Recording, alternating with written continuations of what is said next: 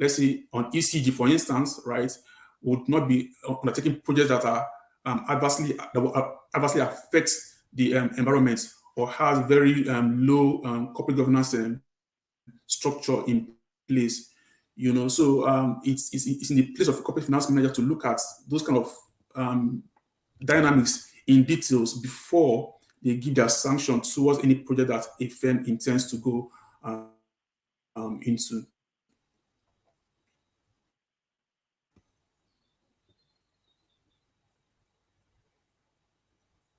Yep. So we're live now talking about our topic of corporate finance for today's PCG Insight. As we're taking a deep dive into corporate finance, Kelvin actually explained the role of corporate finance in the overall financial management of a company, describing it as the eyes, the financial eyes of the organization, and the critical role that it plays as we continue to assess risk management, make strategic decisions around projects and other capital investments that we may consider from an organizational perspective. So we were just talking about how corporate finance contributes to this strategic decision making within a company. So Kelvin, can you walk us through exactly how does corporate finance contribute to the strategic decision making within an organization?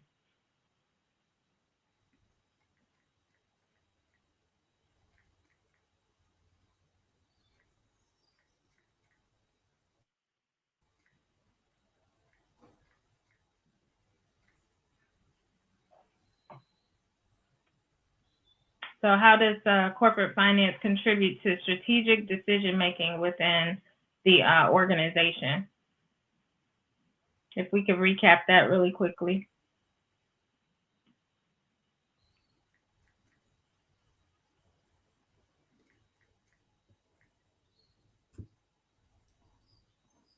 I think we may be having a little technical difficulty. Yep, I can hear you fine.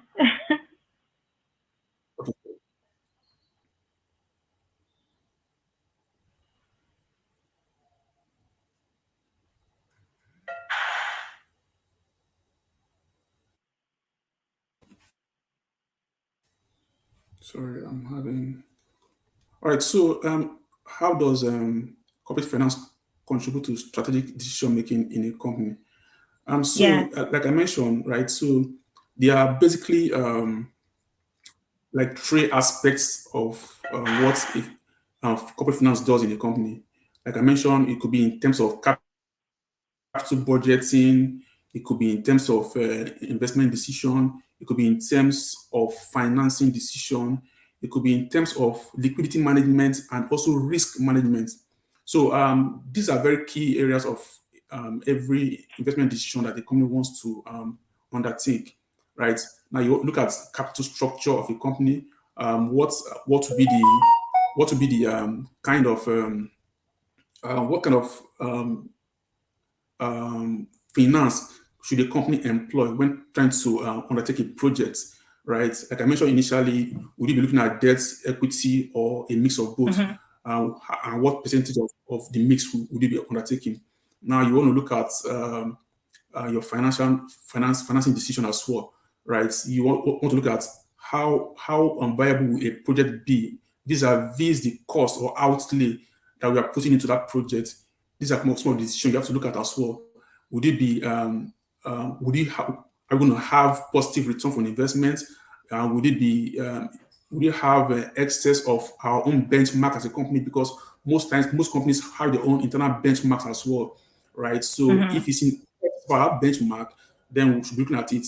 So I mean, it also helps you to make decisions, right? So you may have several projects you want to undertake, but the essence of it all is which of the projects would enable you maximize return for stakeholders and also help you minimize the cost, right? At the end of the day, three projects might return positive value for the company, but at the end of the day, it's for the corporate finance to determine which of them is most optimal, right? In terms of return, in terms of return maximization and risk minimization, right? So in a nutshell, that's a very strategic way at which they contribute to decision making in the company.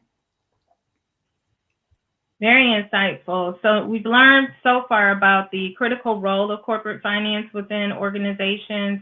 I really like that. I'm gonna almost kind of like coin that phrase of being the financial eyes of the organization. I thought that was just so powerful of a statement, that corporate finance roles are the actual financial eyes of the organization to help guide us through those very important financial decisions, as well as even taking a look at some of the investments that we're making from a capital perspective. So what are the keys, if we take a look now to understand more of the key financial metrics or ratios that corporate finance professionals use to assess a company's financial health? So when we take a look at all of these lists of different investments that we have and decisions that we need to make, how does a corporate finance person actually help us in assessing the overall financial health of an organization? An interesting question, right? So it's very key. Some of the metrics that a corporate finance person will employ when trying to establish the health of a company, there are quite a lot, but a key number of them will be around profitability ratio. There's what we call the profitability ratio, right? There's the liquidity ratio. There's also the market ratio. There's also the debt ratio. So when you look at, for instance, the profitability ratio, right, it talks about the company's return in terms of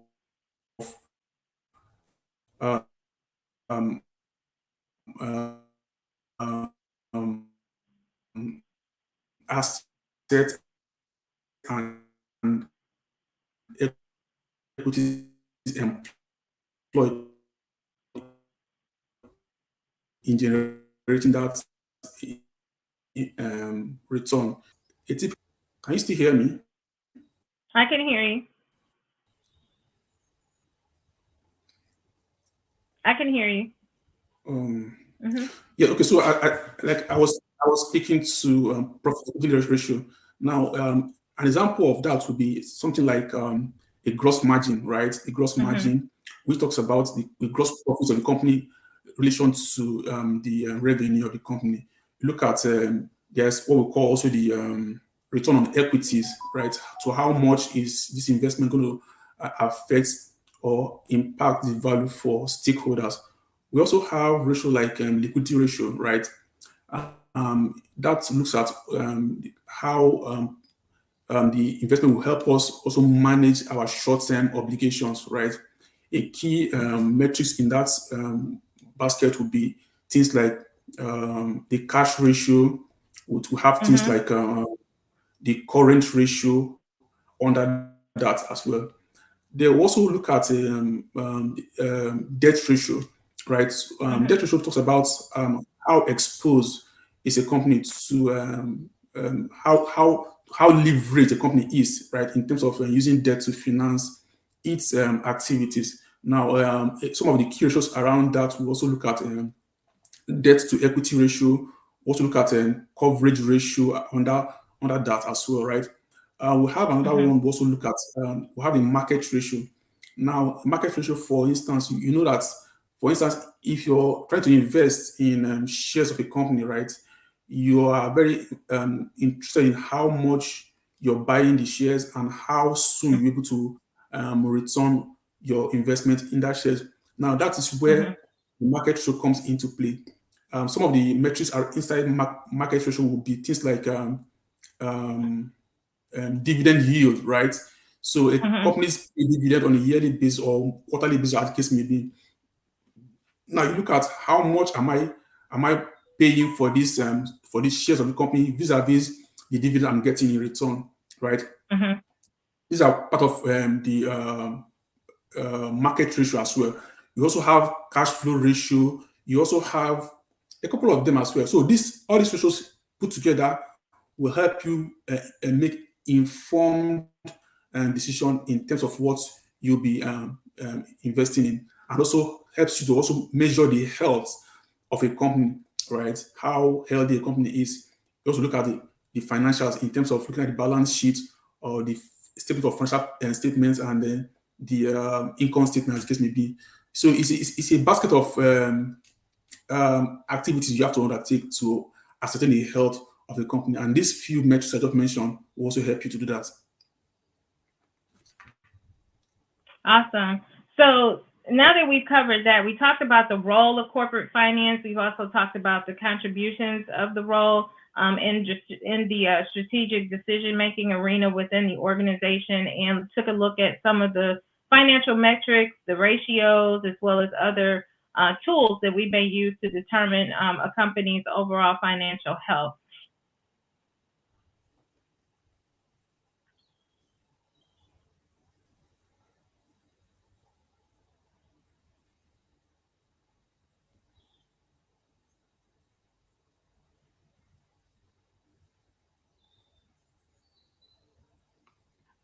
You still there? Yes. I think we froze for a moment. We're experiencing some technical difficulties. I'm not sure. The screen went kind of black there. Yeah. So let's go ahead. We can finish on that. I mean, that's to be expected when you go live. The bloops and the blunders of it all. You can't hide behind them. All right. So now that we have that foundation, I want to kind of shift gears a little bit and focus a little bit on some of the project management aspects of it. And I'm just curious to know from your perspective, what would you share to a project manager that's interested in learning more about finance and how some of those decisions are made from the corporate finance perspective?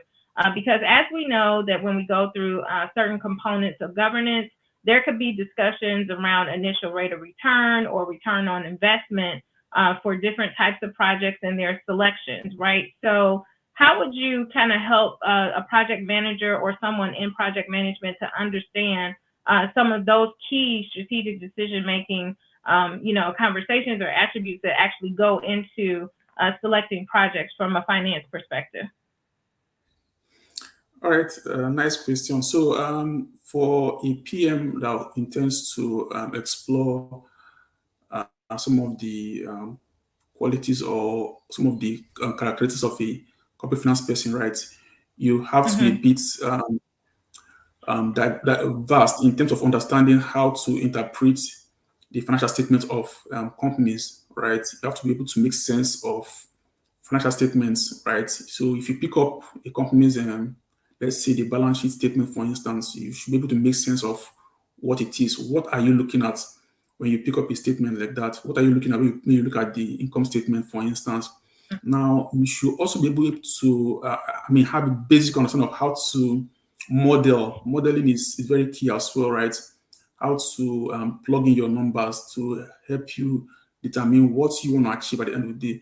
A PM manager intends to be able to manage a particular project to a conclusive end, right? You have to know at what stage of the investment of the project would you be employing a particular metric or that or the other in those kind of decisions. So if you have a bit of understanding of how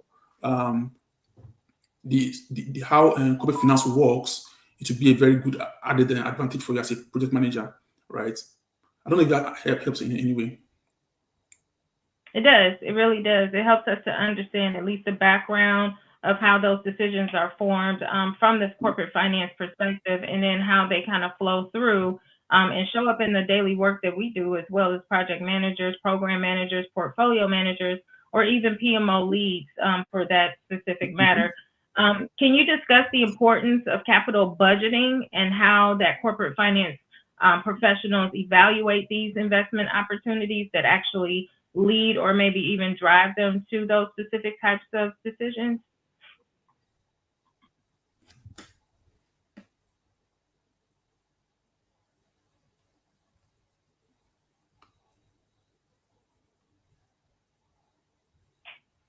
Can you still? I know that was like a mouthful, right?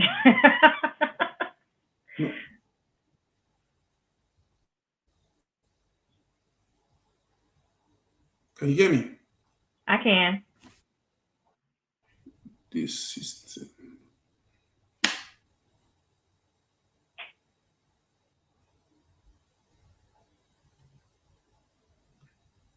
Oh, what's going on here?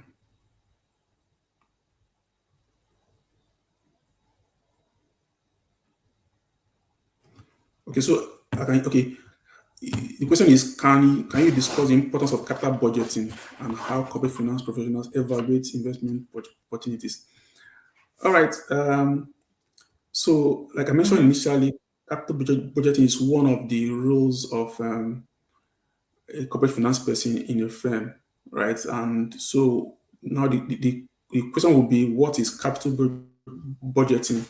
Now, there are projects that are very capital intensive in a firm, right? Either Mm-hmm. for long term purposes, right? And you have to be able to understand how would this investment in this kind of project affect our own a firm's long term strategic objectives, right? You should be able to evaluate it vis-a-vis the company's own personal risk profile, appetite for risk, right? Have to look at it in terms of what kind of risk are we willing to take in terms of engaging or involving in a particular capital intensive project. Are we risk averse? Are we very risk tolerant in terms of that kind of decision? You have to look at the risk management of the company. You have to look at, like I mentioned initially, the financial strength of the company. Are they very big on projects that are very capital intensive, right? You also Mm-hmm. need to be very careful in terms of how would that affect the company's liquidity, right? Liquidity management is also very key, right? Then you also have to be very careful as well when looking at investment opportunities that you want to embark upon. Um, are they like for companies that are also very big on environmental, social, and governance as well, ECGs? Those kind of things are also put into place when evaluating projects for investments for any company. You also look at um, the returns, right? How would that impact, right? The returns, how would they be very impactful in affecting the stakeholders and value at the end of the day? If you're able Mm-hmm. to those boxes, have your own analysis and come out with a positive evaluation, right? I think it's a way to also help to evaluate projects as well.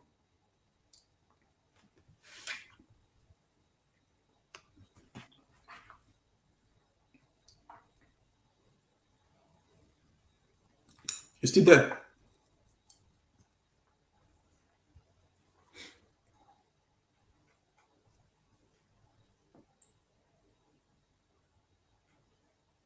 Hello, Dr. Sis, are you there?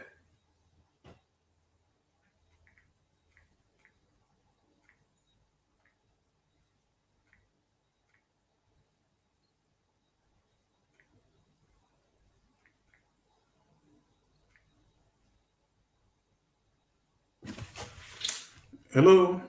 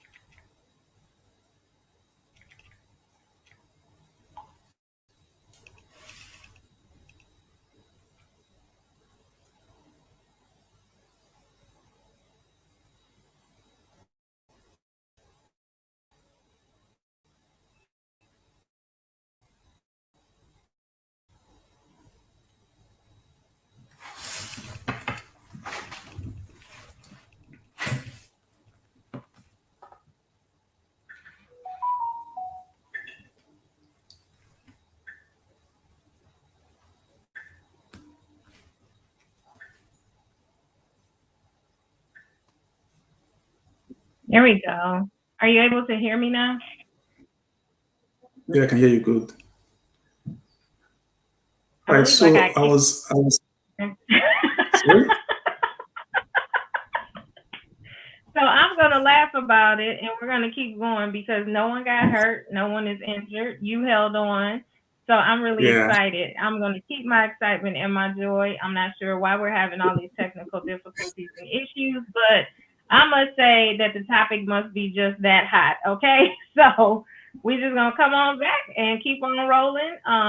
And let's do some recaps. So today with us, we do have our senior finance manager with us, Kelvin Osadabe. He is walking us through our very important topic of corporate finance. And that is our insight session that we're having today for PCG. He did walk us through and explain the role, the very critical role of corporate finance in the overall financial management of a company, which one of the coin phrases I'm taking away today is the eyes of the organization from a financial management perspective. That really stuck with me. I really, really like that phrase. We also discussed how does corporate finance contribute to strategic decision making within an organization, the financial metrics and ratios that corporate finance professionals use to assess the financial plan. And if you would be so gracious, we're just going to go right back over to recoup from all of the technical difficulties that we're having and the can you hear me's and the people that may be watching us live saying, well, do they really have it together?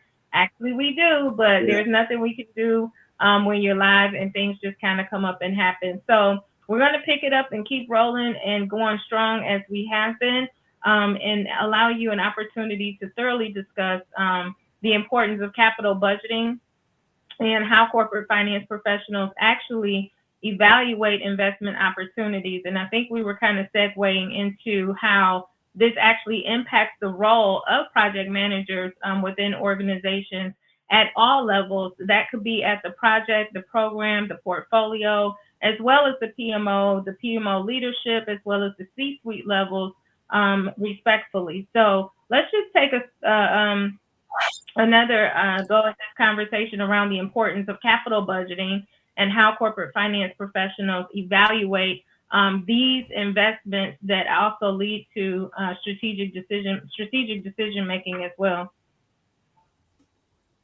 yeah. So just to kind of recap on what I earlier said, right? Capital budgeting in a company is a very strategic activity, and some of the ways that corporate finance professionals evaluate investment projects, there are a couple of them. There's something we call the NPV, net present value of an investment, right? So Yes. what you do there is to discount the initial outlay of the company vis-a-vis the expected future earnings of cash flows of the project. So when the discounted future cash flows of a company or a project, right, is above the outlay, it is assumed that it's worthwhile. It is good to embark on that project. But you also, after all of that, some companies will also want to look at it vis-a-vis all the other internal metrics as well, right? Apart from the NPV, we also have what we call the IRR, which is the internal rate of return, right? So it gives you like an idea. So the IRR is when you've gotten your NPV, right? You just want to equate your NPV to zero, right? And then work back to get your rate. So whatever rate you get there becomes your IRR, right? And then what that does is it gives you an idea of what would be like a break-even point for an investment, right? So that's one way as well. We also have the profitability index ratio, right? Metrics as well.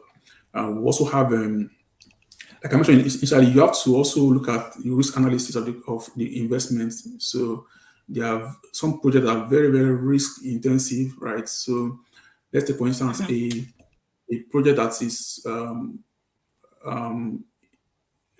project that is in the tech space, for instance, will be very risky, right? There's also projects that are also in the finance space that are also very risky, right? You won't compare an investment that's in the tech space compared to a utility investment, for instance. So those are things you have to look at. Having looked at the NPV, the IRR, the PI, which is the profitability index ratio, and all of that, you also have to be very careful about the risk analysis of that investment before you embark upon it. Yeah, so in addition to that, some of the most common acronyms that we're familiar with in project management are the IRR, the NPV. What about the ROI? Can you help us to understand ROI, return on investment, just a little bit better as it relates? So we're talking about alphabet soup to some people. It's like, well, what does all this stuff mean? And then you mix the numbers with the letters. But when you really take a step back and think about initial rate of return, net present value, in correlation to ROI, how would you describe or explain that to a PM as well?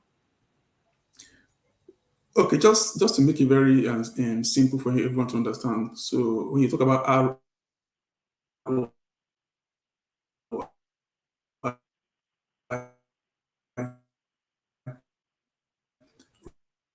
return on your investment, right? So let's say you want to ask what am I expecting, and you say maybe you'll be expecting, let's say, $1.2 million in return from that project, right? Now, in that sense, what you need to do is to look at the return, which is 1.2 million, divided by the outlay for that project, which is in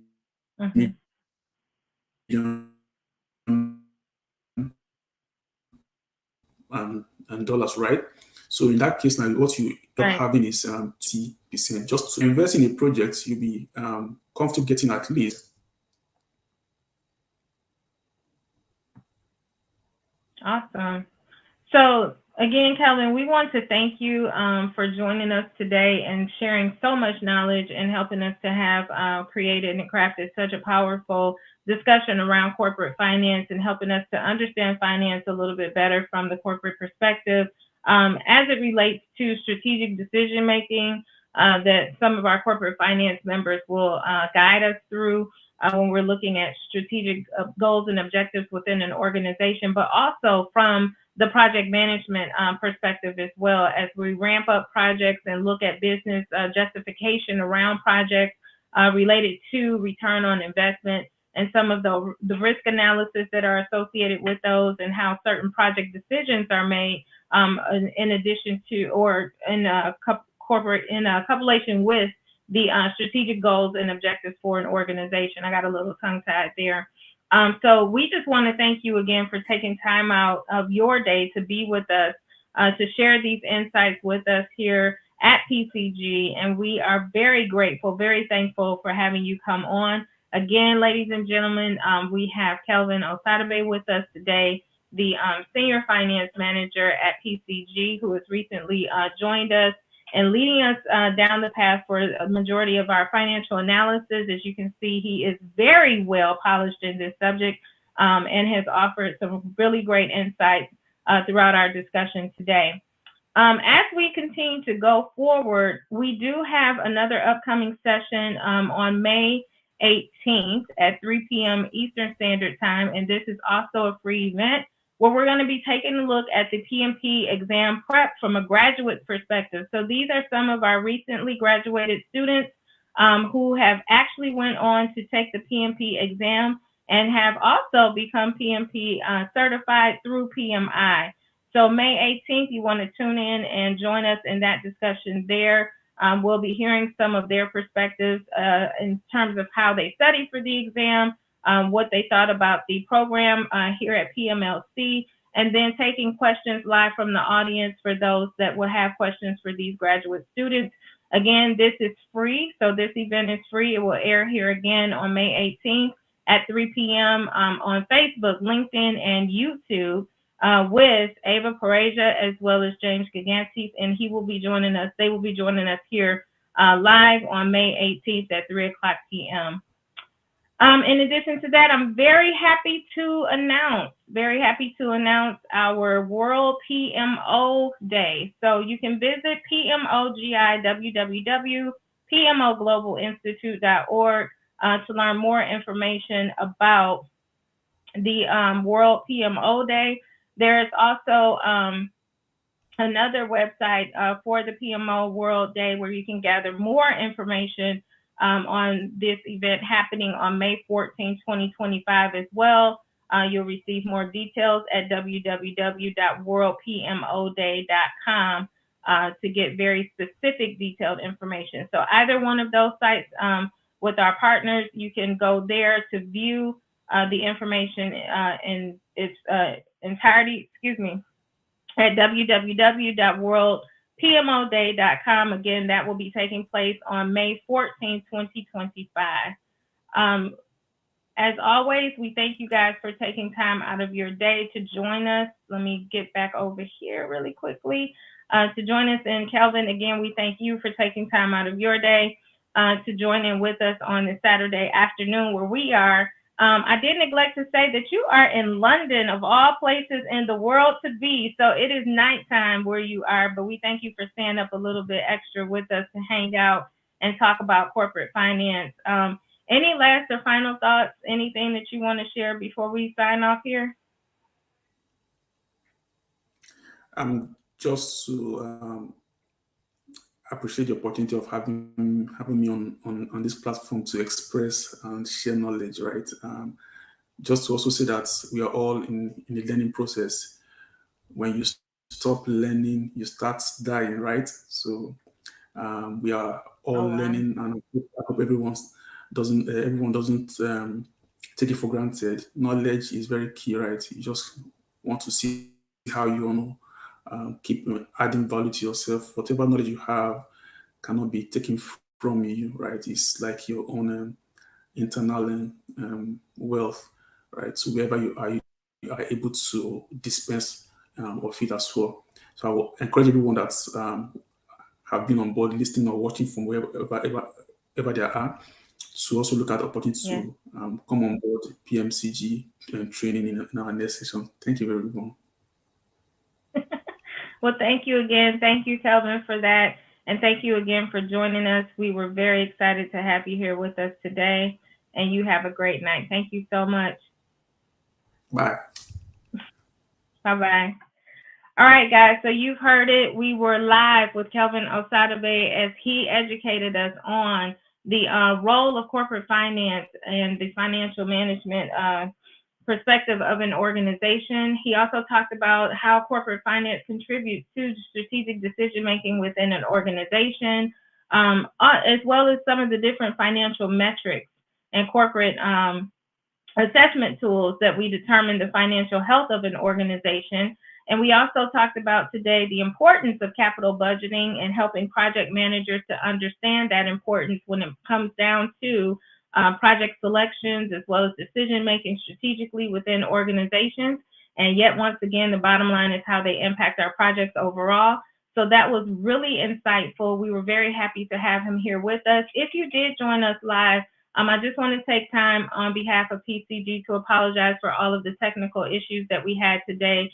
Very unexpected, but we kept rolling anyhow, and we had fun. That is the most important thing, and we were educated by Kelvin today and all of his expertise. So we do thank you as well for joining us from Missouri, from Michigan, from Ghana, from Canada. We even saw and had people coming in with us. So we thank you for your patience. We thank you for joining in with us. And as Kelvin said in closing, we do learn. We learn every day. We learn more. So we've got some lessons learned from even things that we've done today. But we thank you again for being here with us live. And we will see you soon. Don't forget, May 18th again. May 18th, we're having a session here live again with our 2 graduates as they will be coming to the stage to talk to us about the PMP exam prep from a graduate's perspective. In addition to that, we also have information from our partners at PMO Global Institute as it relates to courses that we'll be bringing to you soon for the Certified Associate in Project Management Office, as well as the CBPMO and our Agile PMO Consultant certifications. To learn more about these certifications, you can visit www.pmoglobalinstitute.org. And just wanted to announce one more time, the PMO World PMO Day. So this is May 14th. And again, to gather more information about that, you can visit www.worldpmoday.com, where we're going to come together to understand more about the very critical role that PMOs play in organizations, and help to celebrate and honor the contributions of PMOs within project management across the world. So this event is going to be held online, and it's going to offer a platform where we share best practices, have conversations around the innovations and professional growth strategies within the PMO community. So again, this is an event that will be held live online that you do not want to miss. May 14th, World PMO Day, www.worldpmoday.com. Again, if you're interested in learning more about the certifications that you can receive in PMO, wondering about what next steps do I take now that I'm PMP certified, what happens next? These are some of the certifications that you can look at, which we offer here at PMLC as well. That is the CA, Certified Associate in Project Management Office, the CB, Certified Baseline Project Management Consultant, as well as the Agile PMO Consultant certifications. We hope to see you soon, and we thank you guys again for joining us today from wherever you may be, and God bless you all. Have a great day.